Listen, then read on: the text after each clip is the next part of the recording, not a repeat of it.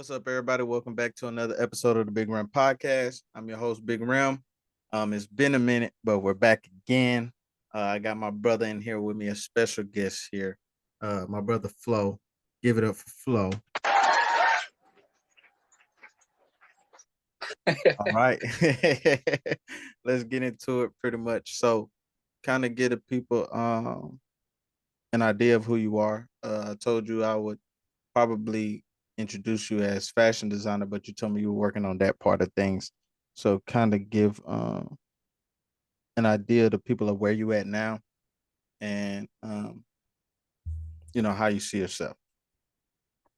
Okay, so I did tell you I was working on that fashion design title only because, I don't know, I feel like there's certain things that I gotta know, like information wise, in order for me to really label myself as a fashion designer. Right. Like, yeah, I make things and I've been making things and I got the mind to make things, but I don't know, I'm trying to reach a certain level of like knowledge to where I can really be like, yeah, I am a fashion designer. Right now, I'm still a student of the game. I'm still trying to learn different fabrics, learn the different ins and outs of the business. So that's why I say I'm not a fashion designer yet, but I'm definitely on that. Gotcha. So um kind of get the people so how did you get into it? How did you start getting into fashion to where you are now? Because you've always been somebody who could dress really well, of course, but you've taken it to a level where I can say that you found your style, what fits you. Um, so kind of get the people an idea of that journey. Mm. That journey definitely was not easy, man. Oh man. See, the only reason why I'm able to quote unquote put shit on and like figure out what works well for me is because I've been through every single phase in fashion, bro. Like Right. from high school to like now, I've been through every single phase. Everything you see people rocking right now, I've been rocking. Like Yeah. like for real, for real. Folks stay rocking skinnies and forces. I've been did that. Like Nike Techs, I did that once before. Like I tried every single phase to where now it's like I know what works for me and I know what I like. Right. And because I can use that knowledge to build on it, and like, and I could just tell how different it is now because I pay way more attention to like things that people really wouldn't pay attention to, uh, like for example, my jewelry color got to match up, like my pants got to sit a certain way, my shirt got to fit a certain way. Like if these things like aren't happening in my fit, I know that I will not be satisfied. It's just like little elements that are like way more important to me now than they used to be. So that's why my mindset is like where it is now, because like I can't go back. Once you start this journey, you can't go back. Right. Yeah. No. Yeah. Honestly, yeah, the way you putting this shit on is like, yeah, you can't go back to wearing, regular I stuff. can't. You've already kind of put a footprint out there, and Yeah. got to keep it going. So how did you find the style that you have now? Did like you said you dabbled in everything, and then you kind of figured it out now. So is there any inspiration to your style now, or is it kind of like all from your Yeah. head? So basically, I give a lot of credit to my roommate Julian. He's a stylist. Hmm. So he definitely, because I, like you said, I did always have that sense of style, Yep. but now it's more elevated to where I'm paying a lot more attention to every single piece of the fit as opposed to just the fit. Like I'm paying attention to my shades, my hat, like every accessory matters to make a complete fit look good, look cohesive. Right. So you're right. So in order to get to that spot, you just have to like I just had to do a lot of trial and error, I'd say. Right. Like you try something and you're like, that didn't really work with this. then you go to the like it's a lot of self confidence, I'd say, because you're just like trying to present yourself in the world as a certain way, and you just never know how people are gonna take it. You don't know Right. how, like you can, bruh. Like it be times where I be rocking some crazy shit. I walk outside and be some hood nigga, and I be like, this nigga not gonna understand. And nigga compliment my fit. Right. I'm like, oh Yeah. yeah, that's what I'm saying. Like, Yeah. yeah, it's like it's good getting to a certain level where no matter what type of person comes across your way, they can respect what you have on. Yeah. So Yes. I I would say any any type of style that somebody picks has to come with some type of confidence that came with it. So where did you get the confidence into adapting your style? Because I mean, you could pick a style, but um, based on the confidence level in that style you pick, you may Mm-hmm. not rock it as much, or you may keep it to yourself, or stuff like that. Um, Mm-hmm.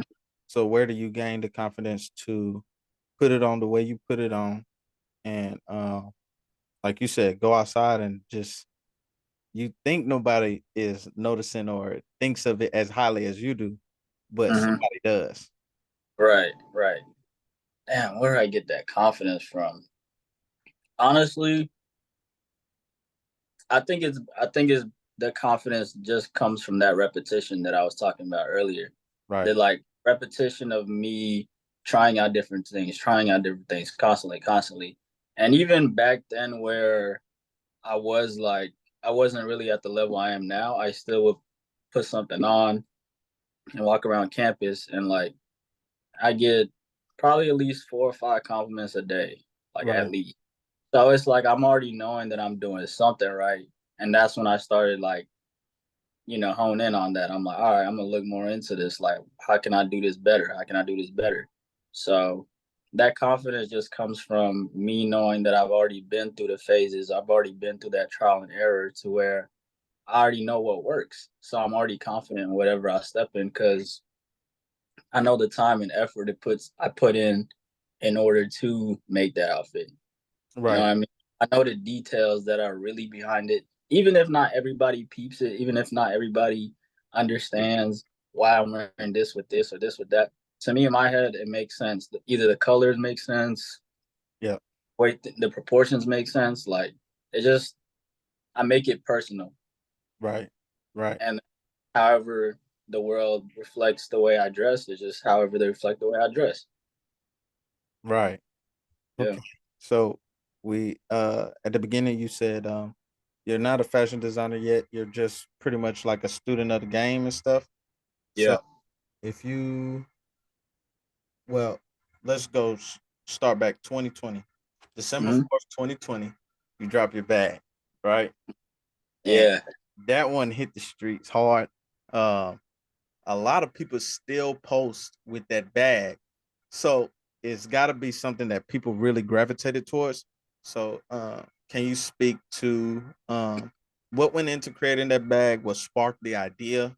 Um, and then how it came to fruition, and then the feedback you got from it.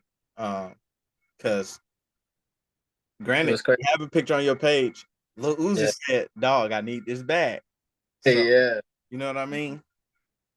All right. So coming back to that bag was I didn't even expect it to go like that. To be completely honest with you, because the time that I made the bag, it was COVID. That was Yep. that 20 year, and I just like decided to drop a collection that year because I was more so known as somebody who just tailored clothes, Mm-hmm. like, and I kind of just didn't like that stigma. I Yeah. was like, oh, bro, I could definitely do way more. So I Yeah. started building on my collection. And with my collection, I just started making random pieces that I just like felt like making. And one of them was the bag that, I just saw it as another piece that I was just making. I was like, let me just try to make a bag. Like I tried to make pants, I tried to do everything else. I was like, why not? Yeah.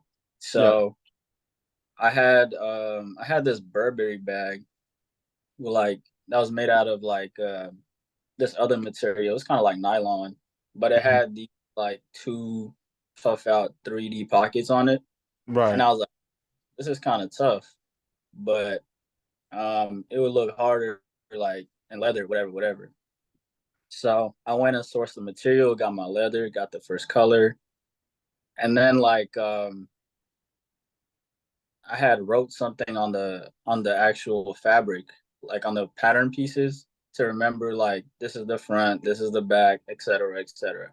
Right. So I had wrote bottom on the bottom of one of the on the bottom of the actual bottom piece, and put like a piece of vinyl on the top of it to like try to hold up the bag. That was my initial idea. Was like the leather is kind of flimsy, so I put in that it's not vinyl, but it's like, dang, what is it? Whatever, see-through material. I forgot what it's called, Yeah. but so I put that protective cover in the original bag just to try to like give it some structure because I thought it was gonna fall over or whatever. I didn't really know too much of what I was doing, but Mhm. so that was how that went. And with the front pocket, if you look at the bag, you could tell one pocket is like straight up with the zipper like this, but the other one is like sideways with the zipper like that. Yeah. So that feature was actually a complete accident. Like it was it was like my original idea was like, all right, cool. I'm about to put both of these pockets straight up with the zip. And then I was like, damn, bruh, I already cut out all these pieces. I ran out of fabric, and the only way this pocket gonna fit is sideways. And I was like, well, we're here now. Right. So Right. I sewed it together, put it sideways. Next thing I know, it's a hit. Yeah. Everybody like, whoa, how did you come up with this? And I was Yeah. like, mm-hmm. Yeah. You were sitting there like, man, I meant to do that. I mean, Yeah, that's what I'm saying. Right, that's the original design. right. That's what I'm saying. I'll be straight up. I tell people like these things sometimes happen on accident. Like when you're working on a creative project, things change all the time. So Right. like I was right there damn near the end and I was like, damn, this isn't gonna work out. But I already did all this work, but I have to finish the project. Right. And me finishing the project resulted in people like really gravitating towards that bag. Yeah. And so after, like I said, I wasn't really thinking much of it. I just thought it was another piece that I was making. But I just had posted a pic of me rocking it on my main page and my Creative Flow page. Hmm. Both of them did really well, but I posted a picture of it on Twitter, and it hit like 7,000 likes, Right. and I was like, "Damn, that's kind of crazy." I was like, "That's crazy." I was like, "Damn, all right.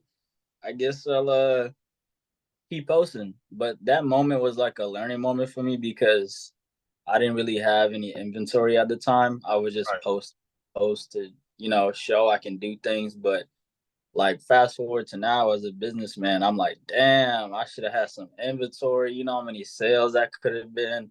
Like it's Right. just like learning from like things I used to do in the past. But you know, now I know. Now I know. Yeah. Yeah. So, Yeah. uh, how many bags did you end up selling? I guess what would be the first when you first dropped them for everybody to buy. Mm, I honestly can't say off top because I know we had 100 total, Right. but it kind of was dispersed between the pop up because after I dropped the official bags that the manufacturers gave, Yeah. um, we hosted a pop up that lasted for like a couple of days, and a good amount of people came by and actually bought a bag, Yeah. which like yeah, and that like I was like, damn, like I can actually do this, Yeah. That I knew like I could actually convince people that I'm making a good product just by talking about it. Right. Yeah. No, Yeah. I saw that. And then I already know the Uzi story pretty much, but for the people out here who are fans of Uzi who may not know you, or who may Yeah. know you and for some reason just not fans of Uzi, kind of tell them the story of how that came about. Oh yeah, because I don't really talk about it too much, bro. I'm Yeah. not a person to boast or brag about my accolades. I mean, if something happens, something happened. Well, But I tell you from time to time, bro, you you are humble. You are humble. But just for the sake of this is for you to kind of give people an insight into, your journey, yeah, basically. And so there's one piece of it. oh Explain to me yeah, how that came about, and then you know, yeah, basically how Uzi just said, "Can I get okay, the?" yeah. So it was actually a crazy story. The whole meeting Uzi thing, Yeah, super. But I'm just about to. Long story short, I had just dropped the bag. I had just did the pop up. I did pretty well. And I was like, bet I'm about to just go to LA. Came back from LA. First day back from LA. My roommate Mondo was like, yo, bro, Beach Shore is having a pop up. And he's like naming all these people that are there. And I'm like, bro, I'm tired. I don't really feel like going. He's like, yo, bro, Metro Boomin is there. And I'm like, that's whatever. yeah. And he's like, Uzi's there. And I was like, hmm? Hold on. I was like, who? Wait a second. So I was like, oh, that changes everything. Right. I was like, bet. So at that time, I always kept bags with me, like in the trunk, just in case. I don't know. But I had two bags with me in the trunk. I had the gray one and the black one. So we pulled up to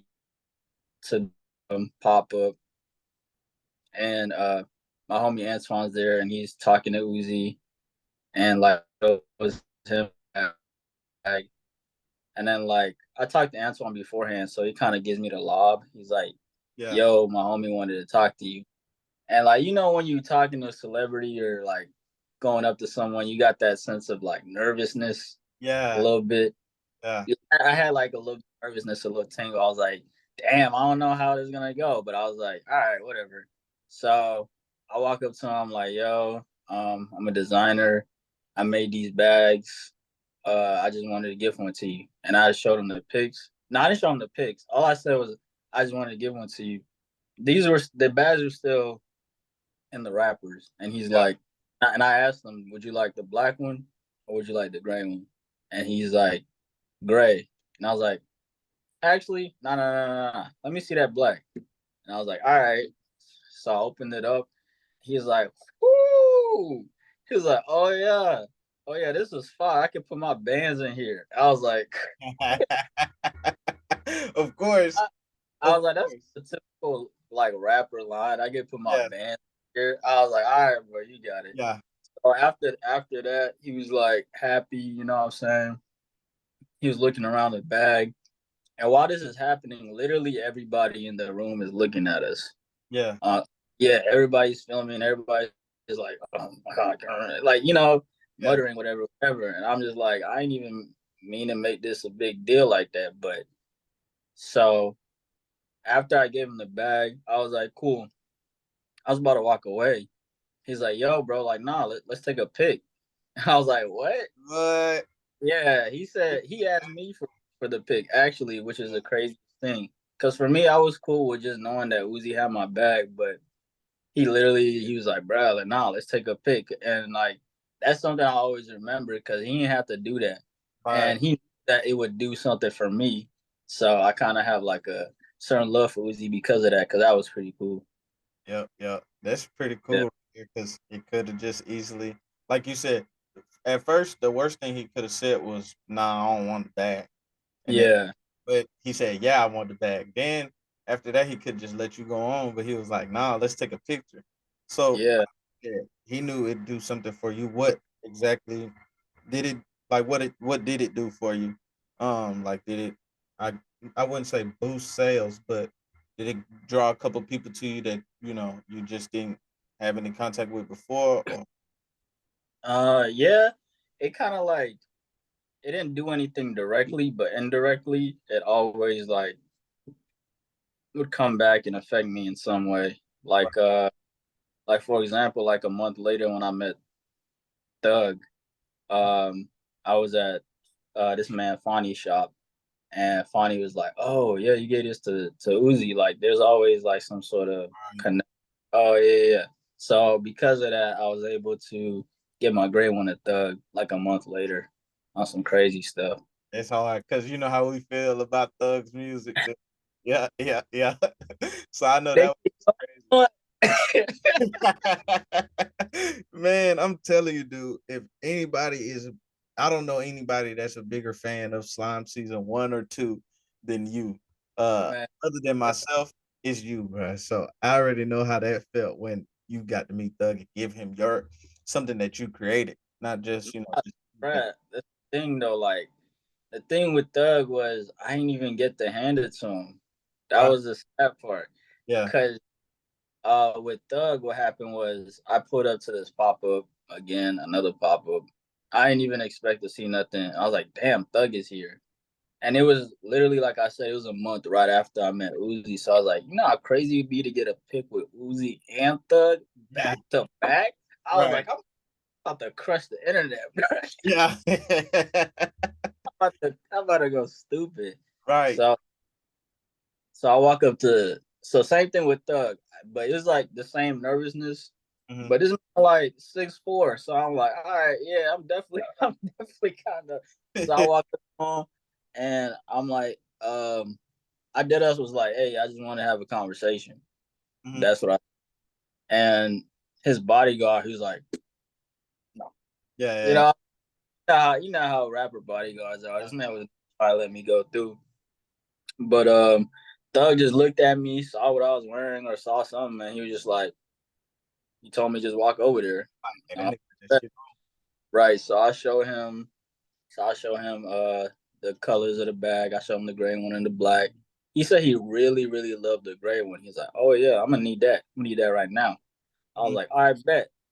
But the thing is, that day was literally the one day that I didn't have the bags in my trunk because I just dropped them off at a store like probably an hour right before. And I Ah. was like, ah. And I was like, all right, bro, I'm gonna be right back. I'm gonna be right back. I swear. So he's like, all right. You're a thug. Over here, like, get out of my way. I'm driving, bro. I was like, bro, I gotta go, bro. Thug is waiting on me. It's stuff, bro. When I tell you all the forces were against me, it started raining. I was like, damn. Then I get to my apartment, and I lived on the third floor at the time. Yeah. So I'm pressing the button. Elevator's taking forever. I'm like, bruh. So I run up the stairs, run to the room, look for it, grab it, just to run back down and drive. And then like it started raining harder. And as on my way back, a train stops right in front of like literally this is the track Yeah. and this is where Thug is and this is where my car is. And I'm over here like, bruh. So I wait for this train while it's raining. And then after I get back, no, as I'm parking, one of my homies calls me. He's like, yo, where you at? I'm like, yeah, bro, I just parked. He's like, yeah, man, Doug just left. I was like, oh, Ah, damn. right. And then I get in, and the store owner is all like, yeah, man, he was waiting on you. And I was like, bro, Everybody just rubbing it in. yeah, oh man, he should. Yeah, Oh, that and I dude, was just like, man, can't. He said he took too long. He ain't gonna never want it no more. that's what I was saying. But I ended up giving it to him, and he's like, I'm close friends with Thug. He just gave it to him. Yeah. But yeah, that was a so man, that was an intense day. I was like, bruh. But That's cool hilarious. though. Yeah, but it was cool though, because I still got a pic with him at least of like me showing him the bag or whatever. So Right. I never nothing, but it's just a cool memory to have. Hmm. Yeah, Yeah. that's good, dude. That's good, bro. So, the bag comes out 2020. Then I think 2021 you put out the life vest for pre-order, I believe January, Yeah. July, if I'm not Yeah. mistaken. So, Yeah, July. Definitely. so how did that come about? Because that's like a 7 month turnaround between when you drop the bags and you kind of getting things going, get some traction. like you said, you're just trying to show people, man, I ain't no just a stylist. Yeah, I actually yeah, together. So yeah, the light vest come about because I think you dropped the tan one in mm, 2021, and I think the black one in 2022. yeah. So That's how did true. that come about? So for the life vest, it kind of just I was just scrolling through Instagram, and a lot of my stuff is very much like military inspired. Yep. Just because I honestly don't know why, but I mean, my grandfather was literally a chief general, so maybe it's like somewhere deeply rooted in me Right. that military stuff. But it's just like very durable, very sturdy material all the time, so I know it's gonna hold up. I'm not gonna give people no fabric that's not gonna do nothing. You know what I mean? Like I always want to make sure I'm giving somebody something that's gonna hold its weight. Yep. But life vest. So I saw a picture of like a literal life vest, but it was one from like 1940s, like a U.S. Marines like life vest. I Yeah. saw a picture of one and I was like, damn, that's kind of cool. Let me try to like remake this kind of. So I the front pattern of the actual life vest is Yep. similar, but I changed like a lot. The back pattern is like damn near completely different. Yep. So I was honestly like just freestyling and sketching things out to see what would even make sense in terms of like the stitch pattern, like based on the thing, like the body of the thing itself. So I started working on it. Probably took me for the first one, probably took me like I'll say like a couple days to figure out how to do it. But once I did, it was cool. And then I was like, all right, bet. I'm gonna that's when I really started to like try and sell my stuff, like Yeah. really, because I didn't before, just because I didn't have the funds, honestly. Yeah. Like that was the thing as to why I wasn't dropping as consistently as I wanted. Because bro, manufacturing is expensive, and Yeah. I was still in school at the time. I was still trying to graduate, so it just like it's hard trying to run a business while you at school at the same time, man. Right. So yeah, people don't understand. Like I don't know where they think this money gonna come from, but I'm gonna have to actually work for I this don't think money. people understand how much money goes into anything that ends up being made for them to buy. Like for example, your vest, like you said, it takes more money than people will ever understand to create Yeah, all this stuff. But for the love of the game, you're gonna get it done. yeah, especially the vest because I handmade all of them. Right. Every single order I handmade.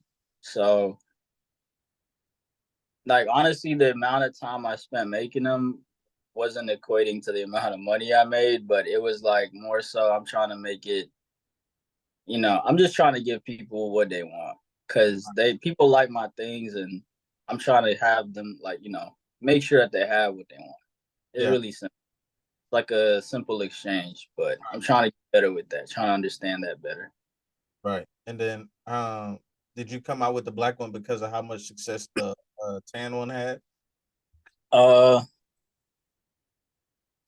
yeah, honestly. And it's just cause like, yeah, I think yeah, cause the tan one did go crazy. Tan and green ones both went crazy. Right. That actually did pretty well on Twitter too. See, all my like big pieces like did pretty well on Twitter because when I posted the vest initially, Yeah. I think it did like 3K likes, Hmm. something like that, 3K. I was like, okay, bet. Like it's always me just like posting my things just to see how it does. Like I don't really, Besides that, yeah, I don't really have any expectations when I do anything like that. I don't know. I just like this is just what something I made. Boom. yeah, it's That's really positive. it. So like, dude, I fuck with that. Right. And I'm just like, oh, cool. Right. Like now I'm trying to learn how to be like, oh yeah, you should. because I put a lot of time into it. I'm trying to get out of that humble box that I'm in. Try like that diminishing, but I'm trying to be like, yeah, you know what I'm Yeah, saying? yeah, Better like yeah. feel me? I can't even see my hands. My hands hurt. Better like it, bro. What? Right. Oh, Yeah. the vest thing. I really personally like the vest, and then I think I like the vest. I know you came up with the Scarface pants as well around that same time.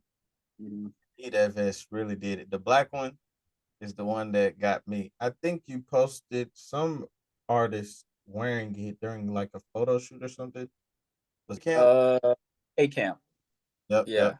I Yeah. remember. K had the black vest. Made in Tokyo had the tan one.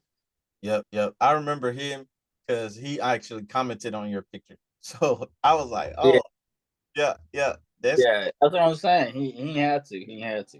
yeah. So, what would what's next for you? Oh, I know you got the float bag and you made a commercial for it. So, Mm. kind of talk about that one. Is it supposed to be a different type of bag than this than the first one you made? Uh, Yeah. So the float bag is something I've been working on for like probably a couple years now. I made the first version like a while back, probably some around the same time I was making the vest. yeah, Just 'cause I had material left over and I was just trying things out. And it just took a couple of years to get the final product because, A, funds, and B, finding a manufacturer is extremely hard, yep, especially one that can do exactly what you want. mhm, Because it be sometimes where you find a manufacturer and they're like, yeah, the least amount we can make is 500 orders. I'm like, bruh, that's what I'm saying. So, and that's going to cost a grip. So you got to do that search. But the float bag is different from the original bag because I wanted it to be more so like a lifestyle bag, mhm, one that people can wear every day.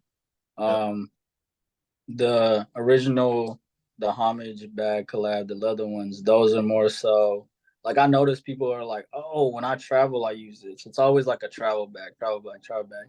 So I'm like, all right, I need something that can be seen more consistently, more every day, yep, more to it's something that people are actually get more use out of. So I decided to go full throttle and like work on that float bag design.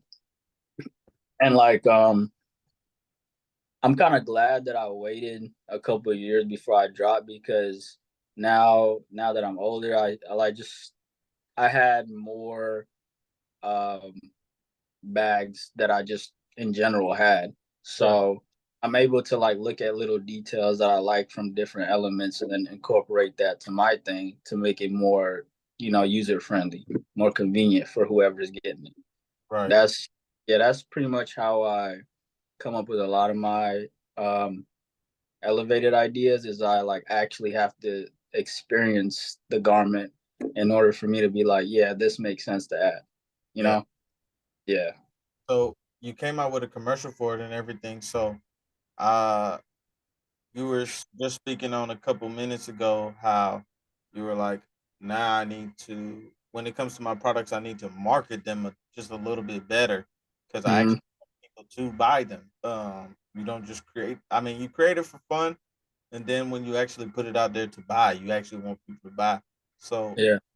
what was the idea behind the commercial? I know you already told me how that kind of went down, but uh, just kind of speak on the idea behind it and then the execution because in the end you still got a commercial done that people still gravitated towards. Yeah, definitely. So the idea behind it initially, I always wanted to shoot it where we shot it. It was like my living room, like me and Julian, we like, we're artists. He's a stylist, I'm a designer. So we have like an eye for anything artistic. So interior design is like just one of the other things that we, try to dabble in. And every time somebody would come over to the crib, they'd be like, "Damn, bro, yeah, this place is fire. Like y'all set this up fire every single time." So I'm just like, bro, this would be just easy to use as a set for for a commercial. So From then on, I just started coming up with an idea as to what we can do. And I Mhm. was like, all right, we're in the living room. Um, my initial idea was to like when they clicked on the projector was to have like a video playing up on the projector of the bag, and people were supposed to be coming in, and like everybody was supposed to be taking out something out of the bag pocket, and just like they're just gonna start doing that the sequence that you saw at the end. Right. But what ended up happening was, because we didn't have like time to shoot the first initial projector video, we had to cut that out. Like it was just a lot of like time restraints. And then when it came to the day of the actual shoot, the videographer has sent me like a list of things that he wanted me to get. Cause yeah, he was just like, yeah, you know, I'm not gonna charge you for this. Like I just want to help you out, blah blah blah. The only thing you gotta pay for is the equipment. I'm like, all right, bet, that's cool.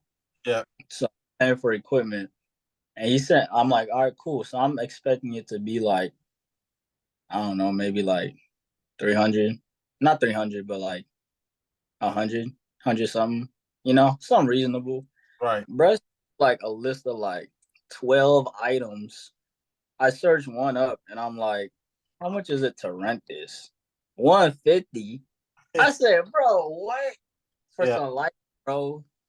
For Yeah. some light. And it was like 12 of them. So like adding everything up, it was probably like 400, 450.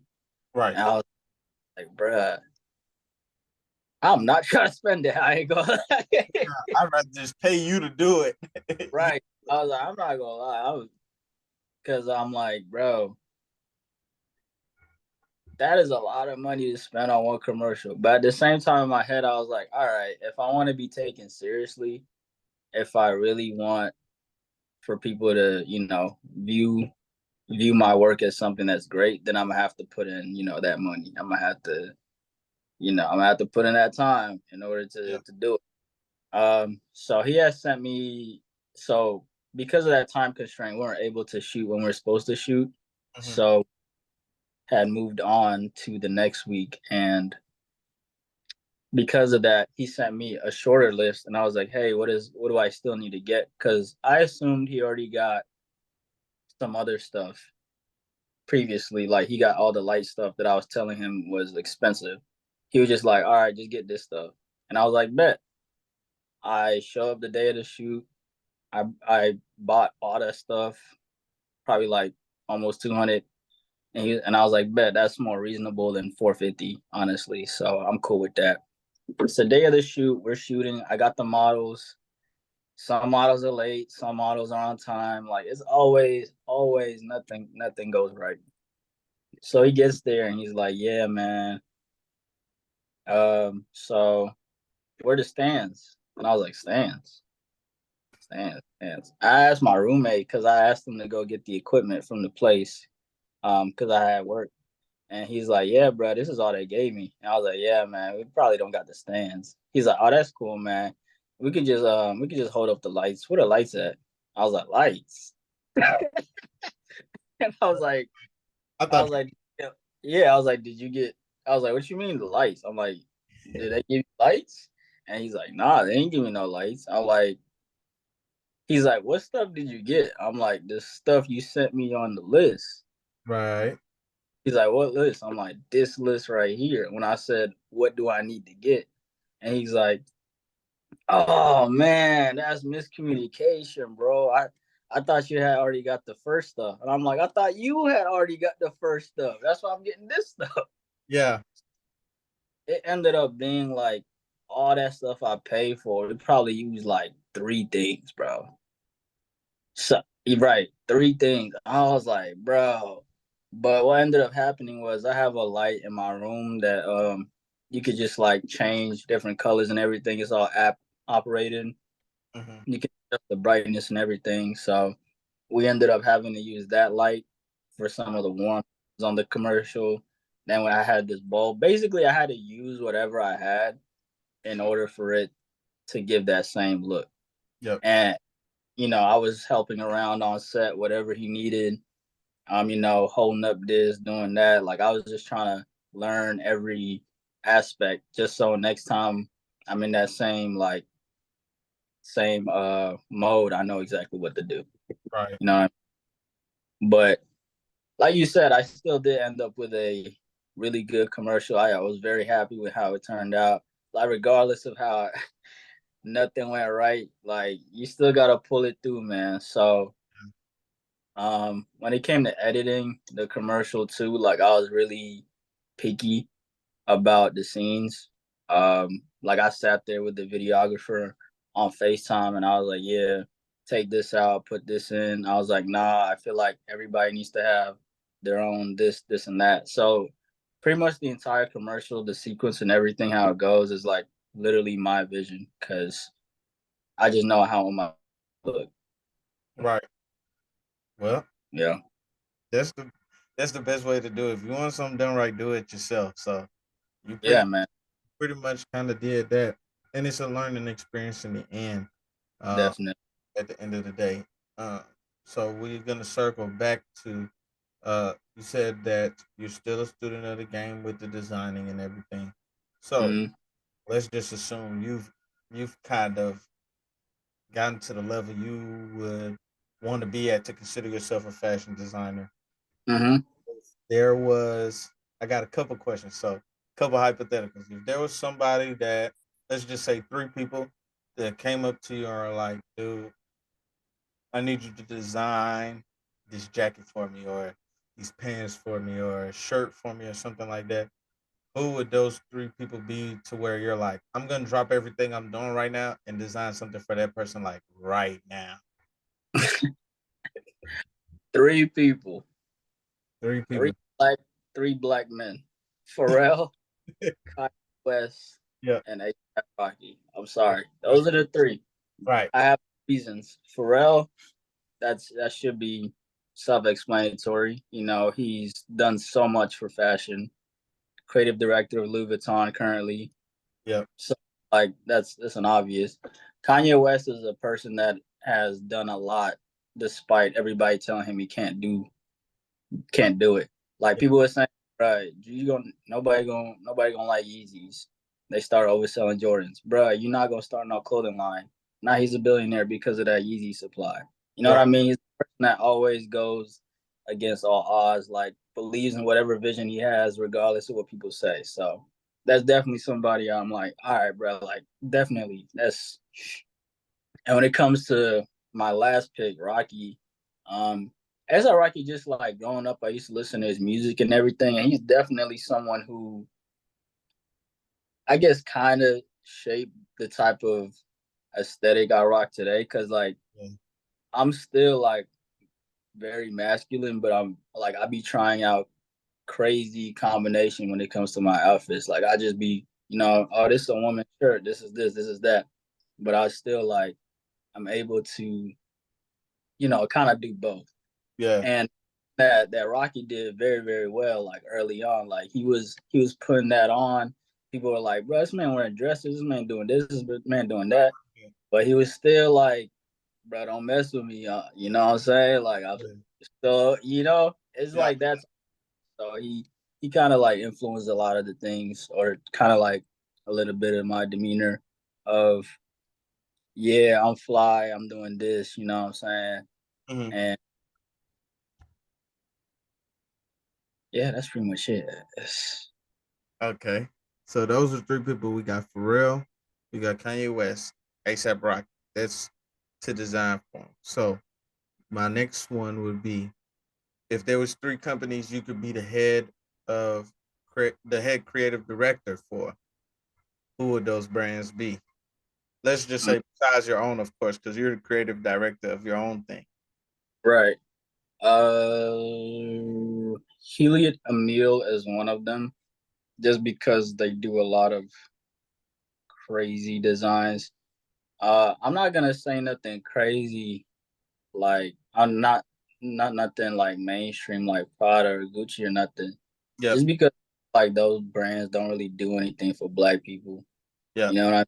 They don't really try to put nobody on. It's like a it's like a set fashion house where they just mess with whoever they mess with. Yeah, But I know Telfar, definitely black owned, and they're doing their thing. So I know they're killing it with the bags. So I feel like I can yeah. definitely there and take Nice over. show and tell for collaboration would be nice. Yeah, that's what I'm saying. Yeah. So, and I feel like I could do my thing with that one. Mhm. Uh, Billy Mill, Telfar, probably the last one I say.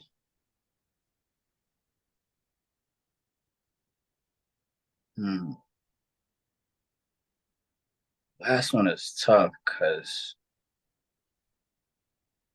yeah, I think I'll go with two honestly, Yeah, just because I'm really just trying to focus more so on them black owned brands. They do a lot for the community. yeah. That's what I would. Yeah, that's what I would recommend, man. Don't do nothing for nobody that actually I had so everybody knows I sell cars. So somebody this white lady asked me today. She was like, "So what is your podcast about? Like, what do you do?" Mm, And I almost was like, I interview like black creatives. So that's pretty much what I told her. I was like, I do like black creatives. I would say young and for the most part, I like to target the young, but I also had my friend's mother on here who is a lawyer, and her purpose pretty much on that episode was kind of like to give inspiration to the young people. And she did drop some gems that everybody kind of rocked with. I got a lot of feedback, great feedback from that. Shout out to Miss Johnson. But yeah, man, I just was like, I was like young black creators pretty much. Um, yeah, I mean, that's all I come in contact with. And that's like, that's, you know, people like you, people like some of the other people I've interviewed. I know they'll inspire somebody. I know when somebody sees this episode, if they just now getting into designing their own pieces, they'll look at you and your page and everything and kind of see it as an inspiration. And that's pretty much the goal every time I do these episodes. So pretty much my last question would be, we kind of talked about your growth from when you started pretty much being fashionable to now. What's the goal, or where do you see yourself growing now moving forward? moving forward, I'm definitely taking a lot more time into learning the correct way to run a business Right, because there's a difference between having good products and there's a difference between having a good business. So right now I'm at the point where I have good products. The ideas are gonna come. I already know that. I got a lot of ideas that I want to execute, but I need to learn more so in terms of like marketing. I already know how to market because this, that, and the third, but marketing, customer relations, like having a good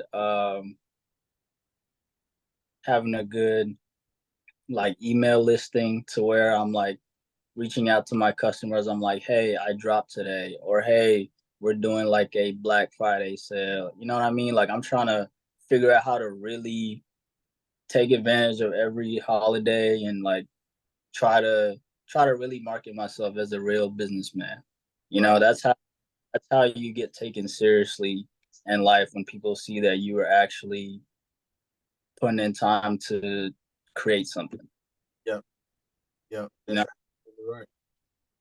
So, Yeah, what do you think I know when we got on this call, you were telling me you were trying to do something with your website. So, I already yeah, kind of started on that. yeah. Like, bro, I'm at a point now where I'm like, there's no time to waste. Like every day, I'm trying to either learn something or work on something. Just cause, like, why are you wasting your time? Right.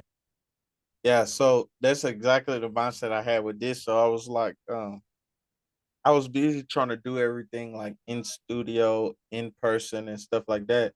And so I was kind of like, why do I need to do that when I can just like we're doing now? This is pretty easy. It's simple, and we can still get whatever message we need to convey Yeah, across, um, regardless of whether it's in person or. on Zoom. Like, I know, in person it'd probably be more suitable to what people are used to when they talk about podcasts now. But for the most part, people are telling me they listen to it rather than watch it anyway. So it's like, as long as they can hear us talking, we're pretty much good. But yeah, like Yeah, you, there's no need to waste time. I think a lot of people, like you said, the ideas are always coming. But what you do with those ideas is the difference between going from, just ideas to actually great, business or great products and stuff like that. So that's a exactly. Because like you were saying earlier, like this is not easy. nah, Like, designing clothes and running this business is not easy. Like, it would be so easy to just be like, I don't really feel like doing this no more. right. But that's just not the type of person I am. A and B, I got too much on my mind to create. Yeah. To You stop. know, yeah. Yeah. To stop. Like I always like. To me, when it comes to clothing design, I always find that there's like something I'm either missing from the closet or something that's just missing in general that Yeah. needs to exist. So I'm just filling that gap, filling that barrier of, oh, I just need a bag to use every day. Boom, I made this bag. Oh, I need some pants to rock when it's like windy or rainy or whatever. Boom, I made these pants. It's always like I'm trying to fill in an empty gap with something that's needed. Yep. Yep. Yeah, Well, that is that's a great way to handle things instead of having to just buy your clothes. You're just like, man, I could just make this real quick. That's a flex. Believe it yeah, or not, that's a flex to just be able to say, man, I could just, like you said, if it's raining, it's windy outside, I got some pants I could just make real quick. Um, right. like that. So, and you could, depending on how much fabric you buy, you can make as many as you want pretty much from there. It's up to you. I can make a jacket. I can do Yeah. whatever. That's Yep. what I'm saying. It's all it all comes with that learning. Once you really put your mind into to learning how to perfect your craft, then ain't nothing can really stop you. Yep. So what's next? Is there anything you've been working on? Um past the I mean, you're probably working on things, but is there something that like you really want to see come to fruition? Hmm. So right now, my the parachute pants, the ones I was about to give you, I was working on another pair, Okay. So updated version. Hey, bro. When I get Bro, it, probably not I'm gonna not, um, I don't know how I did it, but the second versions are harder than the first. boy, I'm about to be walking around like, but you see these pants? I might not wear nothing but the pants, so people can only focus on. In my opinion, I snapped on those pants. In my opinion, the second version, bro, I'm about to show you when they come in. They come in this week actually, so I'm Okay, excited. cool. But aside from that, coming to fruition, I think I want to see. I recently, probably like 2 days ago, I came up with like a work jacket design, Yeah, just because I started to notice like the items that I have now. Like I have a bag, yeah, and I drop some pants. So mhm, I'm trying what makes sense sequentially to yeah, drop next. Like, okay, boom. So now you got bag, now you got pants, now I'm about to drop a jacket. Now you got a whole fit. And then like I'm even thinking in terms of like what's coming up, spring's coming up. yeah, And a jacket is a perfect thing to rock, when it's starting to get that little bit warm, a little bit cold, that spring, summer, fall, winter. You yeah, feel me? Yeah, that's what I mean about um taking things more seriously too. I'm just like doing more research, like what makes sense to drop when, like what's trending with these other brands, what are they making, and can I make my own version that's way better than theirs? Yes or no? Like things like that. right. Yeah, man, that'll be hard. Hey, you need a big and tall model, man. I'll do it, dog. They already know what I look like. They already know I ain't no ugly boy, so What's that? it ain't no problem, man. You dig? Hello. Cheer up, you did. But man, I appreciate you coming on here, chopping it up with me and everything, giving people insight into you. Um, Yeah. drop your social media wherever people can find you at. Um, you're going crazy on TikTok to the point where people argue with each other in your comments. So go ahead and drop everything where everybody can find you at. All right. So I'm on TikTok, Instagram, and Twitter. My at is Dark Yagami, DarkYagami. And yes, it's a Death Note reference for people who be asking what my name means. It's Right. the opposite of that antagonist slash protagonist, Light Yagami. It's Dark Yep. Yagami. Yep. But yeah. Okay then. So you heard it here, folks. You know where to find him at and everything. I'll make sure I add it in here so then everybody that can't keep up with your spelling, I guess, can see. Yeah. But yeah, man, I appreciate you coming on.